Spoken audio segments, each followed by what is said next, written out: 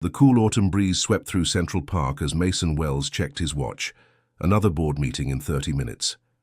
At 45, he had amassed more wealth than most could dream of in several lifetimes. His investment firm, Wells Capital, occupied the top floors of a gleaming Manhattan skyscraper, a testament to his ruthless business acumen and unwavering focus. Mr. Wells, Governor Patterson's office called again about the charity gala. His assistant's voice chirped through his earpiece. "Tell him I'll donate the usual amount, but I won't attend," Mason replied curtly, quickening his pace along the park path. Public appearances were necessary evils, calculated moves on a chessboard where image translated to investor confidence. He'd mastered the game long ago, but found little joy in playing it anymore. He tightened his cashmere scarf against the chill and veered toward the exit that would lead him back to his waiting car. That's when he heard it, a small voice cutting through the morning bustle. "Excuse me, sir." Mason turned to find a boy, no older than 7, standing alone near a park bench. The child's clothes were clean but visibly worn, a faded blue jacket with frayed cuffs, sneakers with scuffed toes, and jeans a size too large. Dark curls framed a face that bore an expression far too serious for someone so young. "I'm late for a meeting," Mason said reflexively, already turning away. "Please," the boy persisted, his voice steady despite its softness. "Be my dad for a second." Mason froze. The request was so unexpected, so bizarre, that it cut through his practiced indifference. He turned back slowly, studying the child more carefully. The boy's eyes, a deep brown with flecks of amber, held a wisdom that seemed impossible for his age. "What did you say?" Mason asked, his tone sharper than intended. The boy didn't flinch. "Be my dad for a second, please. I just need you to sign this." He held up a crumpled school form. "My teacher says I can't go on the museum field trip without a parent's signature." Mason's eyes narrowed. "Where is your father? Your mother?" "Mom's working double shifts at the hospital." "She's a nurse," the boy explained matter-of-factly. "She forgot to sign it yesterday and it's due today." "And your father?" A small shrug. "Don't have one." Something about the boy's directness, the complete absence of self-pity, made Mason pause. In his world of complex financial deals and calculated risks, this was the simplest of requests, yet somehow the most disarming. "What's your name?"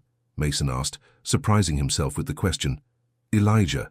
Elijah Carter." Mason glanced at his watch again. 25 minutes until the board meeting. His driver would be circling the block by now. The rational part of his brain, the part responsible for building his empire, was already calculating the cost of this delay. "I can't sign your form, Elijah. That would be forgery." Mason's voice softened slightly. "Where's your school? Is it nearby?" 3 blocks that way," Elijah pointed east. "West Side Elementary." Against his better judgment, Mason made a decision. "I'll walk you there and explain the situation to your teacher." Relief flooded the boy's features, transforming him instantly into the child he should be.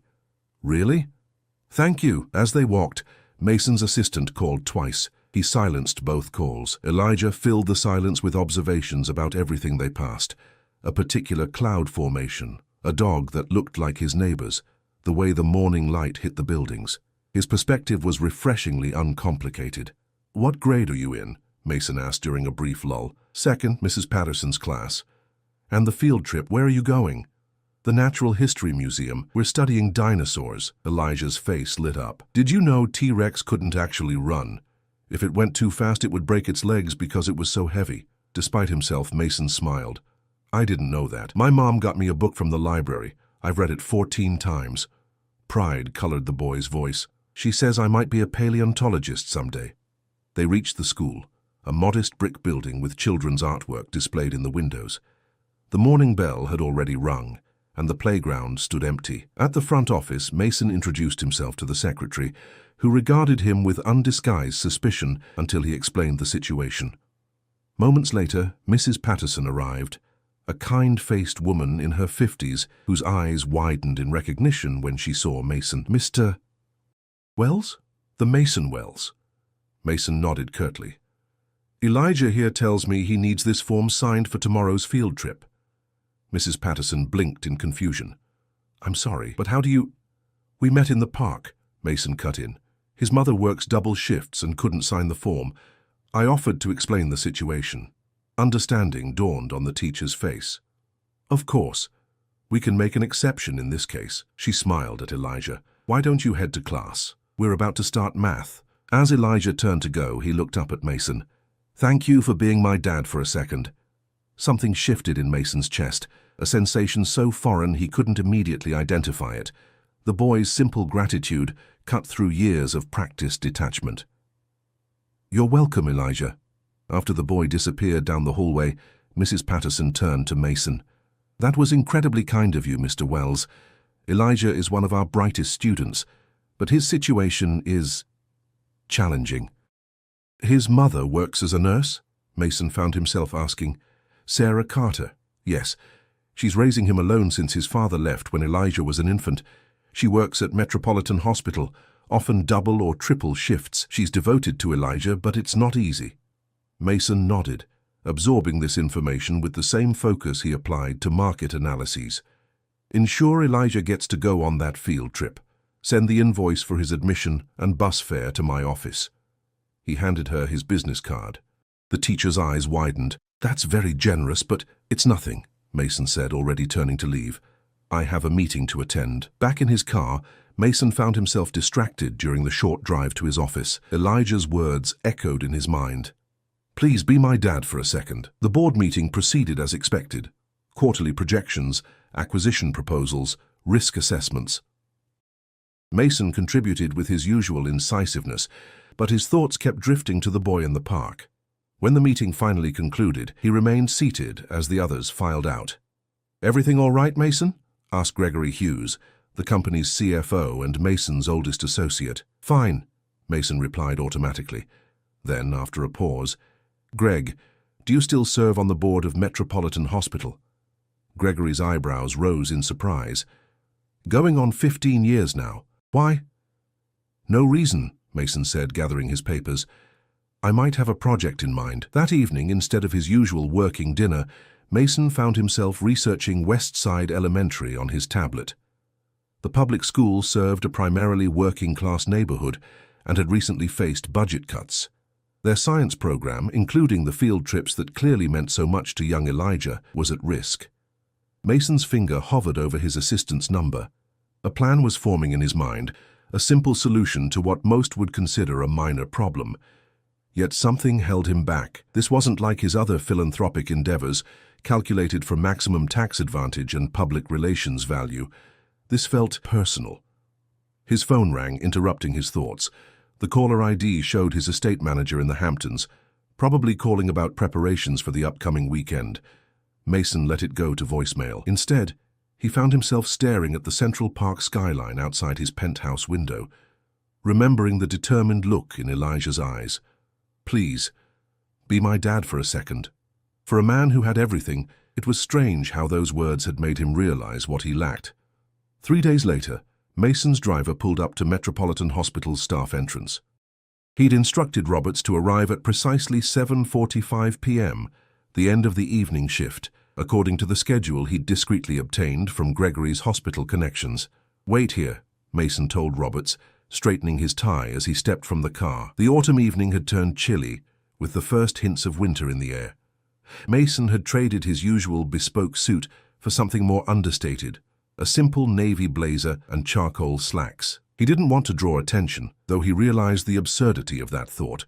In certain circles, Mason Wells was instantly recognizable, his face appearing regularly in financial publications and the occasional society page. He positioned himself near the staff exit, feeling uncharacteristically uncertain.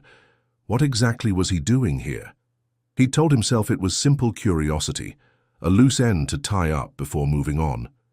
Yet he knew there was more to it than that. A steady stream of hospital staff began exiting the building, their faces bearing the particular brand of exhaustion that came from caring for others. Mason scanned the crowd, working from the vague description Mrs. Patterson had provided and the handful of details from Elijah. Then he saw her, Sarah Carter. She couldn't be anyone else. The same serious eyes as her son, though hers were rimmed with fatigue. Her dark curls were pulled back in a practical ponytail, and she walked with the efficient gait of someone who had learned to conserve energy wherever possible. She wore blue scrubs under a worn jacket, a large tote bag slung over her shoulder. Mason stepped forward, suddenly aware that he hadn't fully thought this encounter through. "Miss Carter." She stopped, wariness immediately replacing exhaustion. "Yes? I'm Mason Wells. I met your son Elijah in Central Park a few days ago." Her expression shifted to alarm. "Is Elijah okay? Did something happen?" "He's fine," Mason assured her quickly. "I walked him to school that morning.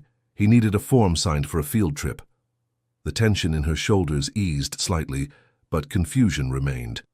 "Mr. Wells, why are you here?" It was a fair question, one for which Mason didn't have a prepared answer.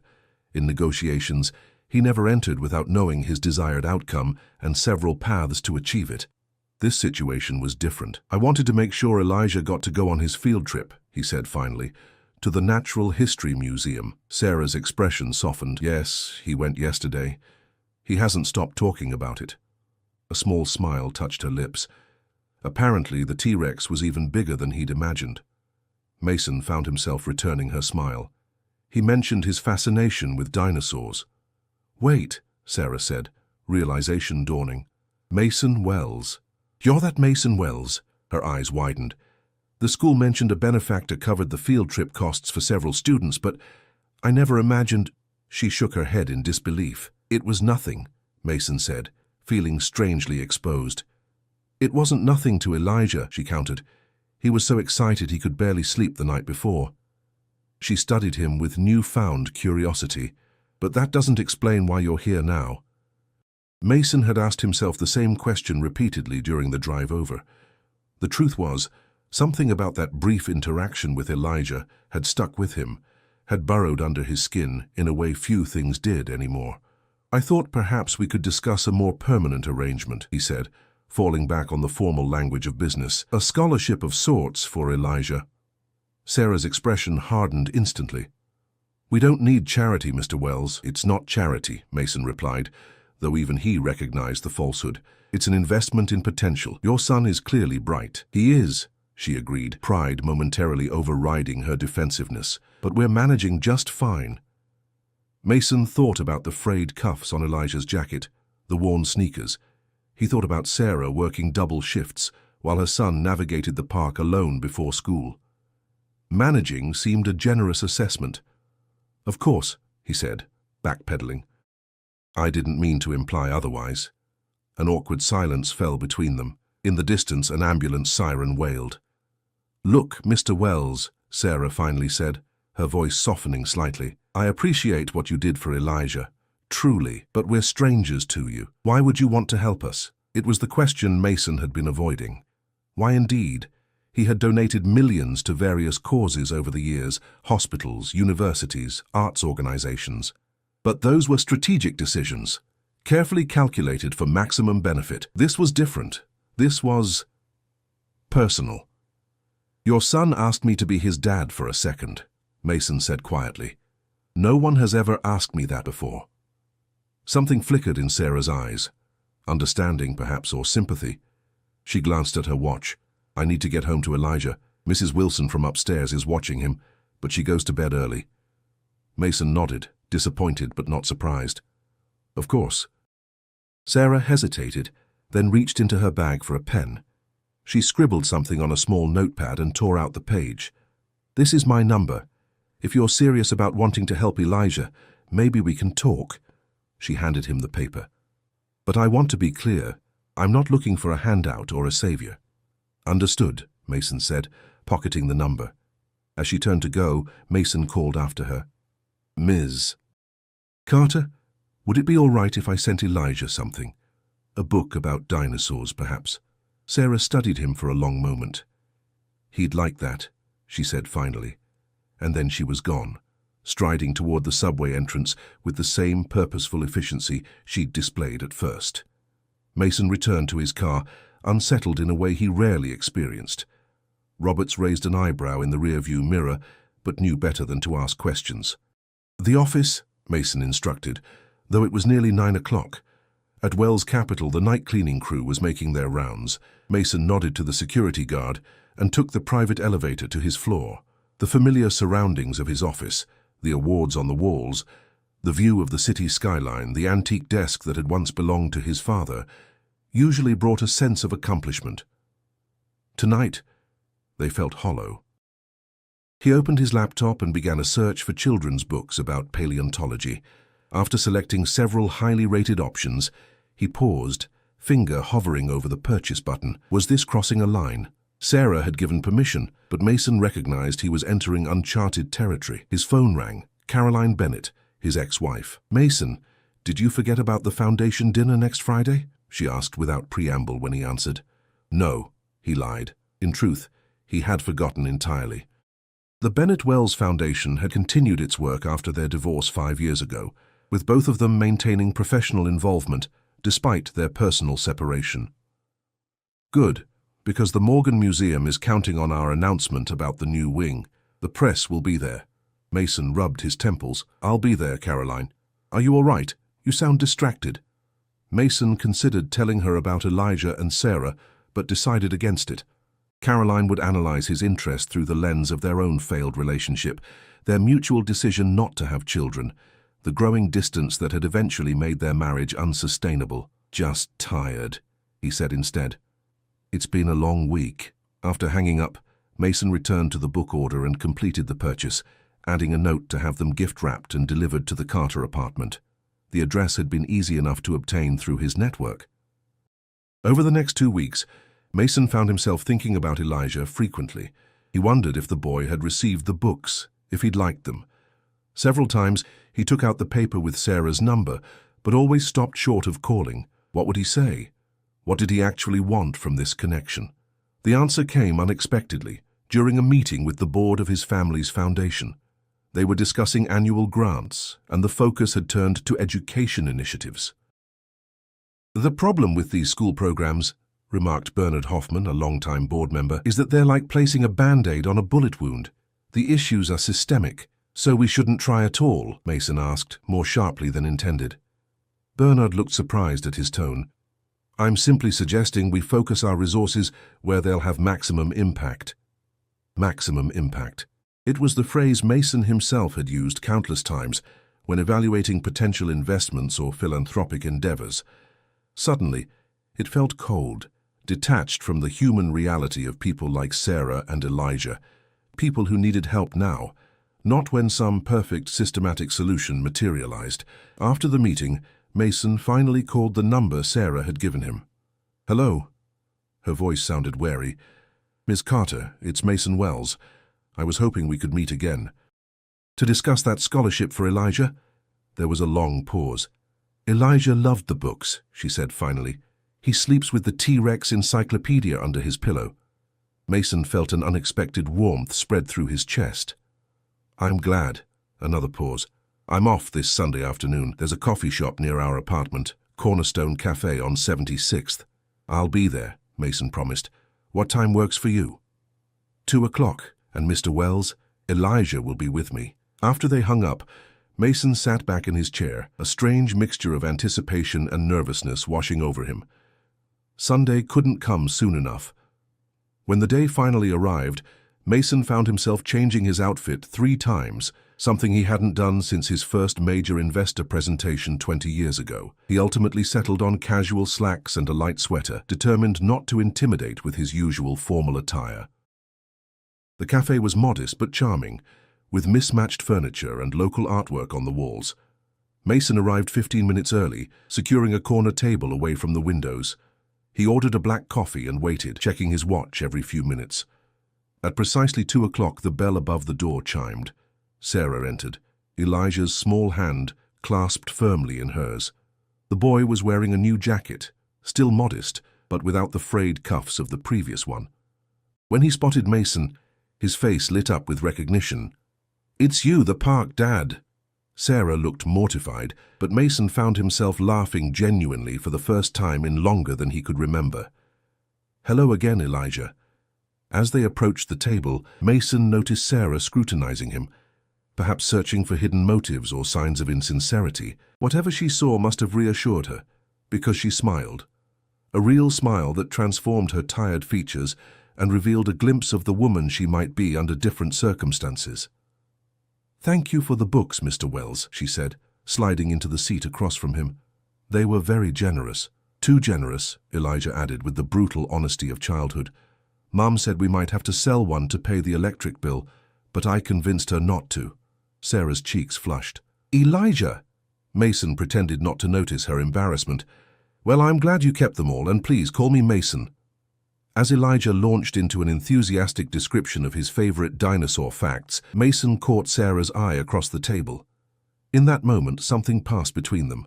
A shared appreciation for the boy's uninhibited joy, perhaps, or a mutual recognition that this strange meeting might be the beginning of something neither of them had anticipated. For a man who had built his life on careful planning and calculated risks, Mason found himself surprisingly content to let this particular story unfold on its own.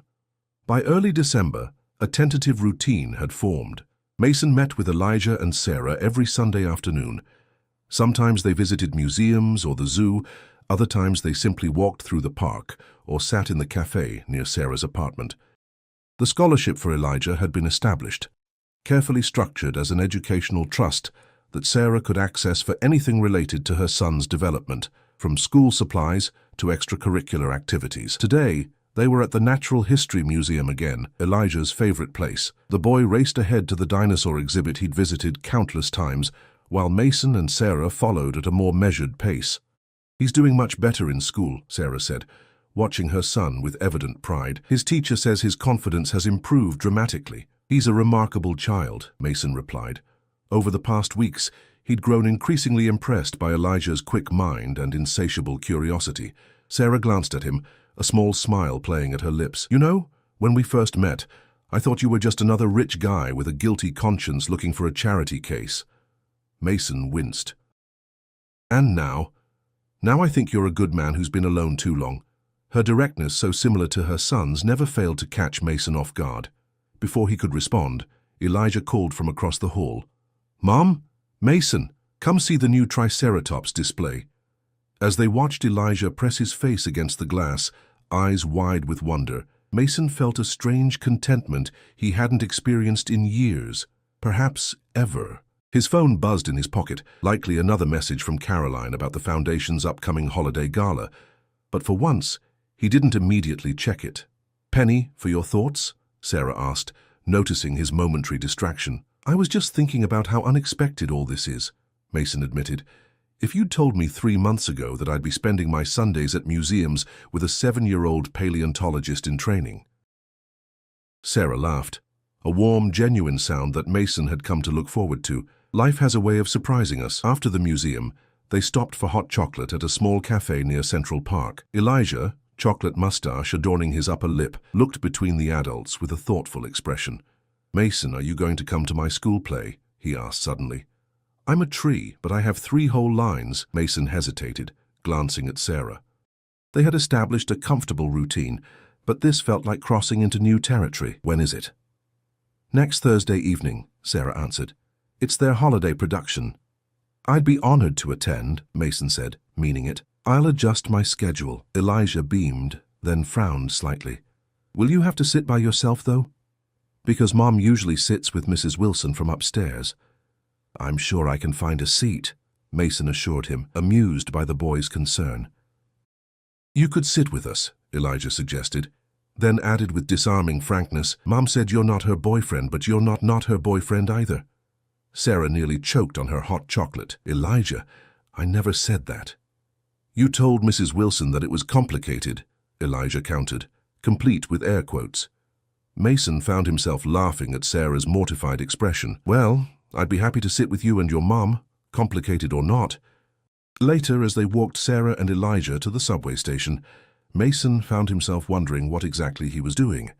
These Sunday outings had become the highlight of his week, pushing aside board meetings, investment reviews, and social obligations in his mental hierarchy of importance.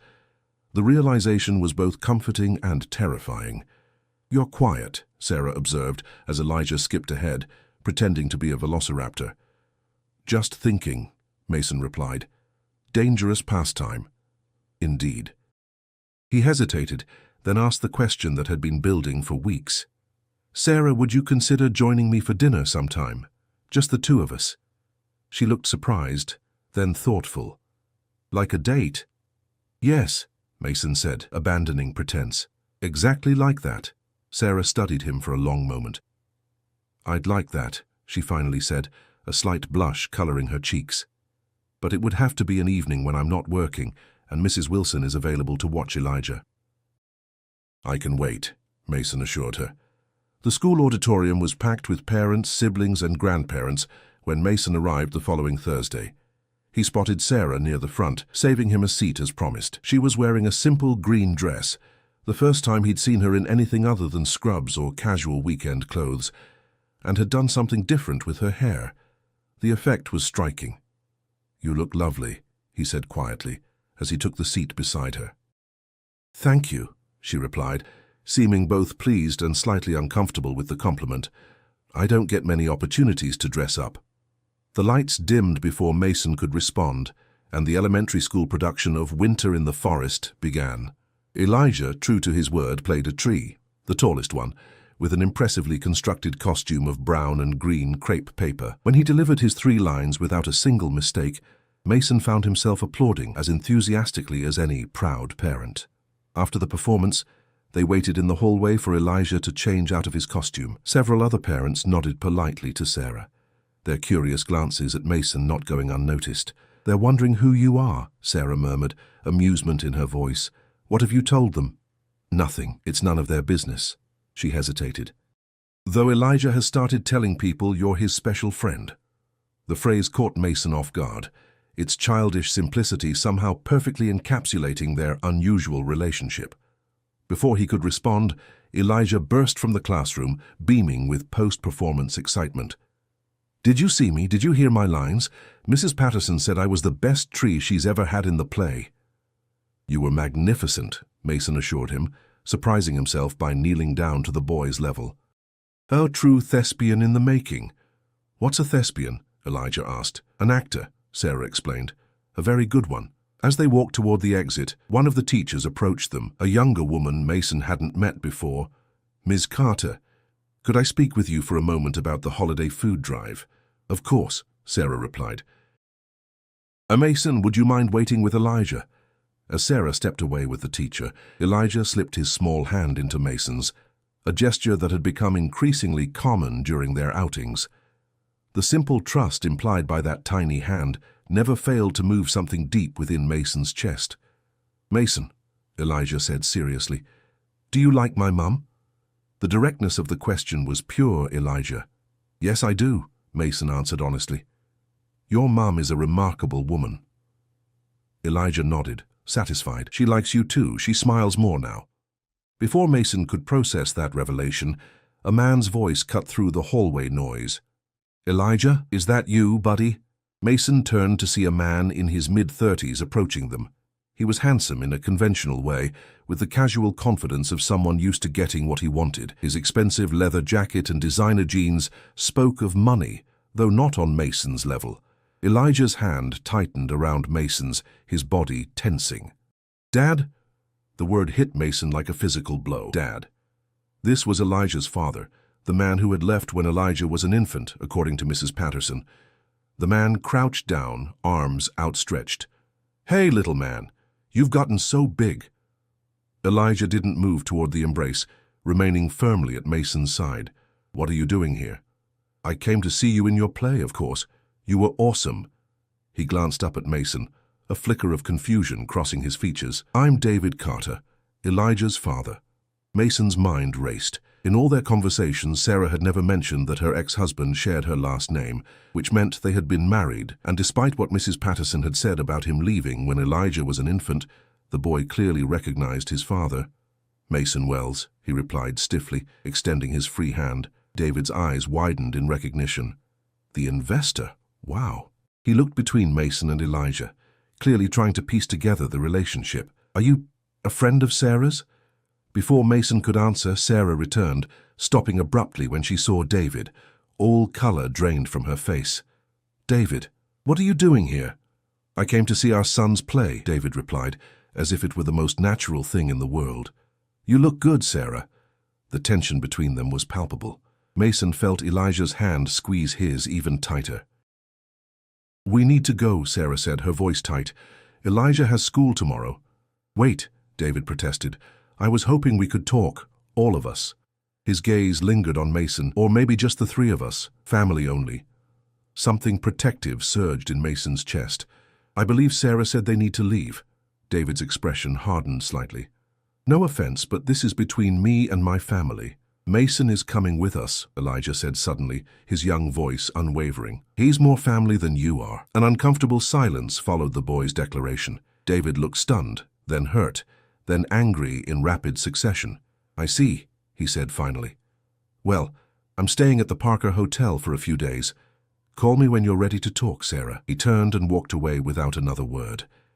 In the taxi ride to Sarah's apartment, Elijah fell asleep, exhausted from the performance and the emotional encounter.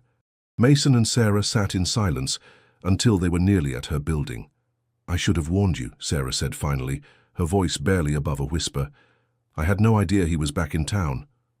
Mrs. Patterson told me he left when Elijah was an infant, Mason said carefully. Sarah sighed. That's what I tell people. It's easier than explaining that he's come and gone 4 times since Elijah was born. He shows up, makes promises, then disappears again when things get too domestic for him. Her voice hardened. The last time was 2 years ago. He promised Elijah a trip to Disney World, then cancelled 3 days before they were supposed to leave. He'd gotten a better offer in Europe. Mason felt a surge of anger toward this man who had caused such pain to both Sarah and Elijah. And now he's back. Apparently. Sarah looked out the window, her profile outlined by the passing streetlights. He always had impeccable timing. When they reached her apartment building, Mason carried the sleeping Elijah up the 3 flights of stairs. The boy barely stirred as Sarah unlocked the door to their modest 2-bedroom apartment. His room is this way, she whispered, leading Mason down a short hallway. Elijah's room was exactly what Mason would have expected. Dinosaur posters on the walls, books stacked on every available surface, a small desk covered with drawings and half-completed science projects. Mason gently laid the boy on his bed, and Sarah removed his shoes before pulling a blanket over him. In the living room, Sarah offered Mason a cup of tea, which he accepted more for the opportunity to talk than from any desire for the beverage. David was my high school sweetheart, she said without preamble, sitting across from Mason on the small sofa. We got married right after graduation, too young, looking back. When I got pregnant with Elijah, he panicked. Left the first time before Elijah was even born. Mason listened silently, giving her the space to tell her story. He came back when Elijah was 6 months old, full of remorse and promises. Stayed for almost a year that time. She sighed. The pattern repeated. He'd leave when things got hard, return when he felt guilty or when his latest adventure had run its course. And Elijah remembers him. The last time Elijah was 5, old enough to understand abandonment, too young to protect himself from hoping. Sarah's voice cracked slightly. I swore I wouldn't let David hurt him again. Mason reached across the space between them, taking her hand. What do you think he wants? Money, probably. It's usually money. She gave a bitter laugh. Though now that he's seen you with us, he might think there's a bigger opportunity. The implication was clear. David might see Mason's interest in his family as something to exploit. The thought made Mason's jaw tighten. Sarah, he said carefully, I want you to know that my interest in you and Elijah has nothing to do with charity or guilt or any of the things you might have initially suspected. These past months have been significant to me. She met his gaze, her eyes searching his face. They've been significant to us, too. She paused. But David showing up complicates things. Only if we let it, Mason countered. Sarah smiled faintly. For a man who deals with complex financial structures all day, you have a remarkably straightforward approach to personal matters. Perhaps because I've spent too many years complicating what should be simple. Mason squeezed her hand. Sarah, regardless of what happens with David, I'm not going anywhere. She studied him for a long moment, then leaned forward and kissed him softly, their first kiss brief but full of promise. I should go, Mason said reluctantly, knowing that neither of them was ready for more than this tentative beginning. At the door, Sarah touched his arm. Thank you for everything. I'll call you tomorrow, Mason promised.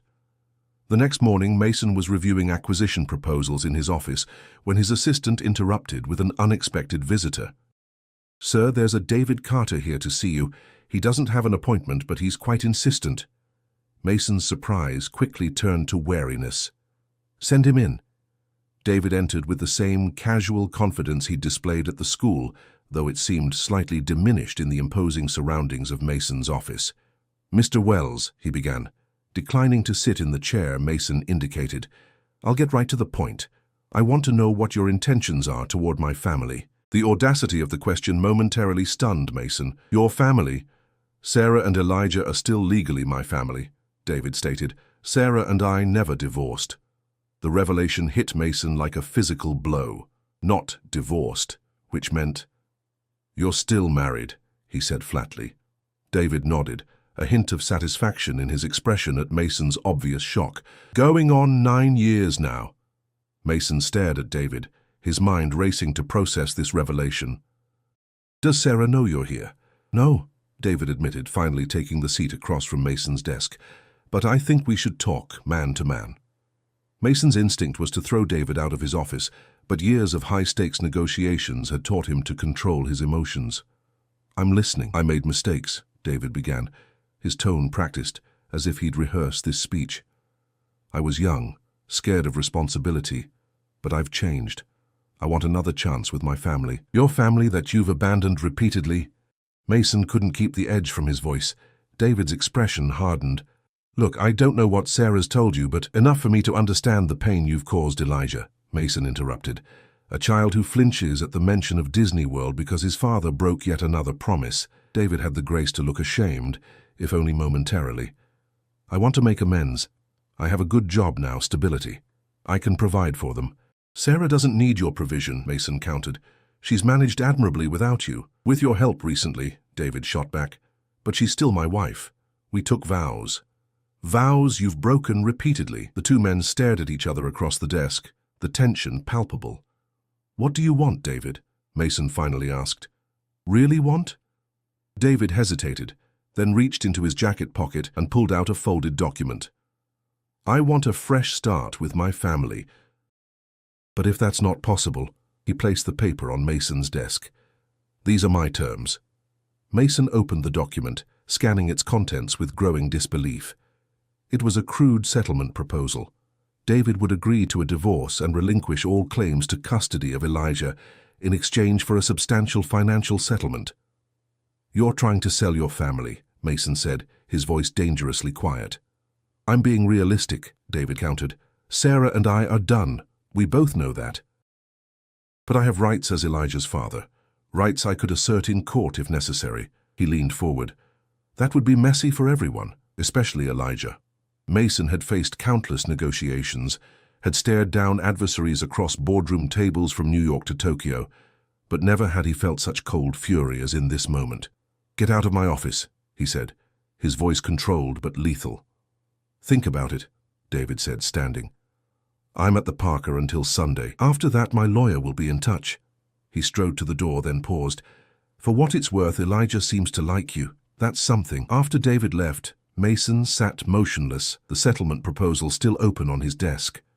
His first instinct was to call Sarah immediately, but he hesitated. This revelation changed everything. Sarah was married, a fact she had concealed from him. Was it deliberate deception, or simply an omission she hadn't thought relevant given David's long absences? His intercom buzzed. "Sir, Miss Bennett is here for your lunch meeting." Mason had completely forgotten his scheduled meeting with Caroline to discuss foundation matters.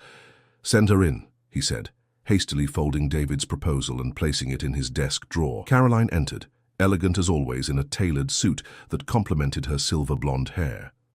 After their divorce, they had maintained a cordial professional relationship, their shared philanthropic goals stronger than their personal differences. "Mason," she greeted him, then paused, studying his face. "You look terrible. What's happened?" Despite everything, Mason smiled faintly. Caroline had always been perceptive. "It's complicated." "It usually is with you," she replied, taking the seat David had just vacated. "Business or personal?" "Personal," Mason admitted. Caroline raised an eyebrow. "Now I'm intrigued. You haven't had a personal crisis since our divorce." Mason hesitated, then found himself telling Caroline about Sarah and Elijah, from their first meeting in the park to David's unexpected appearance and shocking revelation. "So she's still married," Caroline summarized when he finished, "and the husband wants either a reconciliation or a payoff." "That's the essence of it," Mason agreed. "And you're falling in love with this woman and her son," Caroline added, watching him carefully. The statement caught Mason off guard. Was he falling in love? The thought had been there, unexamined, pushed aside by his focus on building a relationship with both Sarah and Elijah. "I care about them," he said finally, "more than I expected to." Caroline nodded, unsurprised. "You should talk to Sarah before making any decisions. Hear her side." "I know," Mason agreed, "but I'm not sure what to say. By the way, your estranged husband visited my office and tried to sell me his parental rights. Start with the truth," Caroline advised, rising to leave. "It's usually simplest." At the door, she paused. "For what it's worth, I've never seen you this invested in anyone, even me. Don't let this David person ruin something that could be good for you." After Caroline left, Mason made a decision. He called Sarah. "Can we meet?" he asked when she answered. "There's something we need to discuss." "David came to see you," she said immediately, her voice resigned. "He called me right after." "Then you know what he's proposing?" "Yes." Her voice was tight with anger. "He's always been opportunistic, but this is a new low even for him." "Sarah, why didn't you tell me you were still legally married?" A long silence followed. "Because I don't think of myself as married," she finally said. "David left us so many times for so long that the legal status seemed irrelevant. We've been separated for most of Elijah's life." "I see." Mason tried to keep the hurt from his voice and failed. "Mason, I should have told you," Sarah admitted, "but I was afraid you would see how complicated my life really is and walk away. I've been living as a single mother for so long, I sometimes forget there's a legal document saying otherwise." Mason understood her reasoning, even as the deception stung. "We need to talk in person, not over the phone." "I agree," Sarah said quietly. "I'm working until 7, but after that—" "I'll come to your apartment at 8, Mason offered. The hours until their meeting crawled by. Mason cancelled his afternoon appointments, unable to focus on work. Instead, he found himself thinking about Elijah, the boy's bright smile, his endless enthusiasm for dinosaurs, the way he had slipped his hand into Mason's so trustingly. And Sarah, her strength, her fierce protection of her son, the way her rare smiles transformed her tired features. The thought of losing them both left an unexpected hollow feeling in his chest. At exactly 8 o'clock, Mason knocked on Sarah's apartment door. She opened it immediately, as if she'd been waiting just on the other side. The apartment was quiet. "Elijah's at Mrs. Wilson's for a movie night," she explained, leading him to the small living room. "I thought we should talk alone first." They sat on opposite ends of the sofa, an unfamiliar awkwardness between them. "David says he offered you a deal," Sarah began, her voice carefully neutral. "He did," Mason confirmed. "I didn't accept it." "Sigh, but you considered it." There was no accusation in her tone, just a question. "No," Mason said firmly. "Not for a second. I would never participate in something like that." Relief flickered across her features. "He's done this before, tried to use Elijah as leverage. The last time he came back, he threatened to sue for custody unless I gave him money to start a business. I took extra shifts for months to give him what he wanted." Her voice hardened. "He never filed the business paperwork. Used the money to travel to Bali instead." "Sarah," Mason said gently, "why have you never divorced him?" She sighed deeply. "Initially because I couldn't afford a lawyer. Later because every time I mentioned divorce, he threatened to fight for custody of Elijah, not because he wanted to be a father, but because he knew it would hurt me." She looked directly at Mason. "I was trapped, and then I just adapted to the situation. It was easier to let him drift in and out than to provoke a legal battle I couldn't afford to fight." Mason moved closer, taking her hand. "What if you could afford to fight? What if you had someone on your side?" Sarah studied his face. "Mason, I can't ask you to take on my problems." "You're not asking. I'm offering." He squeezed her hand. "Sarah, these past months with you and Elijah have meant more to me than I can express. I don't want to lose that because of David's manipulation. What exactly are you proposing? Sarah asked cautiously. Let me help you legally end your marriage to David. No payoffs, no deals, just a clean break that protects you and Elijah. He'll fight it, Sarah warned. He knows he has leverage now, with you in the picture. Let him fight, Mason said simply. I have resources he can't imagine, and more importantly, I have the truth on my side. He's abandoned his family repeatedly. No judge would grant him significant custody. Sarah's eyes filled with unexpected tears. Why would you do this for us? Mason reached out, gently brushing a tear from her cheek.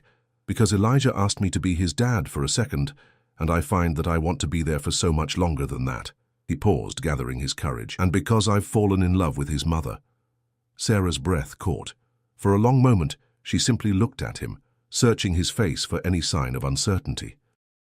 Then she moved forward, closing the distance between them, and kissed him. Not the brief, tentative kiss they had shared before, but something deeper, filled with promise and possibility. When they finally separated, Sarah rested her forehead against his. I've been afraid to hope for so long, she whispered. You don't have to be afraid anymore, Mason promised. Whatever comes next, we'll face it together. 2 months later, on a crisp February morning, Sarah stood on the courthouse steps, the final divorce decree in her hand. Mason waited nearby with Elijah, who was bundled against the winter chill. Is it done, Mom? Elijah asked as she approached them. It's done, Sarah confirmed, her smile brighter than Mason had ever seen it. We're free.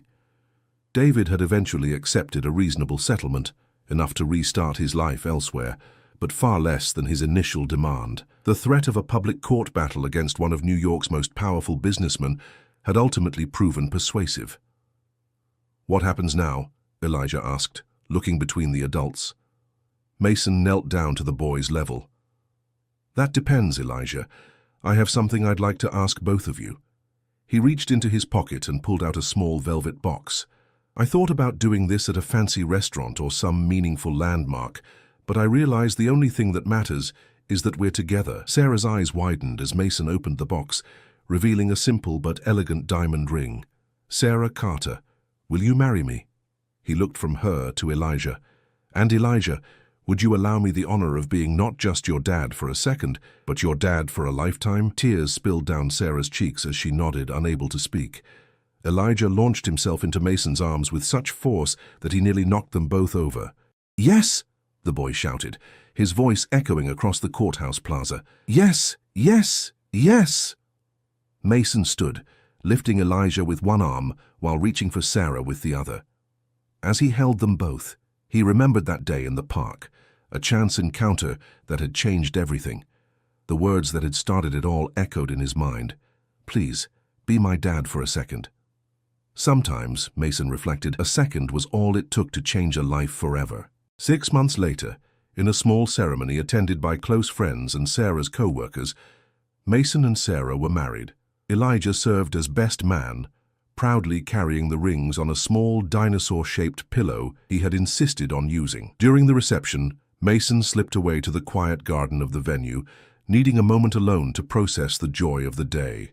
He found Elijah already there, sitting on a bench, staring thoughtfully at the stars beginning to appear in the evening sky. Everything okay, buddy? Mason asked, sitting beside him. Elijah nodded, leaning against Mason's side. I was just thinking about that day in the park. Me too, Mason admitted. I was so scared to ask you, Elijah confessed. But Mom always says that sometimes you have to be brave to get what you need. Mason put his arm around the boy's shoulders. Your mom is very wise. Do you think it was destiny? Elijah asked. That we met that day? Mason considered the question seriously. As a businessman, he believed in planning, in creating one's own opportunities. But that morning in the park had been something else entirely, a random collision of lives that somehow, against all odds, had created a family. I think, Mason said carefully, that sometimes the universe gives us exactly what we need, even when we don't know we need it. Elijah seemed satisfied with this answer. I'm glad I asked you to be my dad for a second. Mason hugged him closer, his billionaire's eyes filling with tears of gratitude. So am I, Elijah, so am I.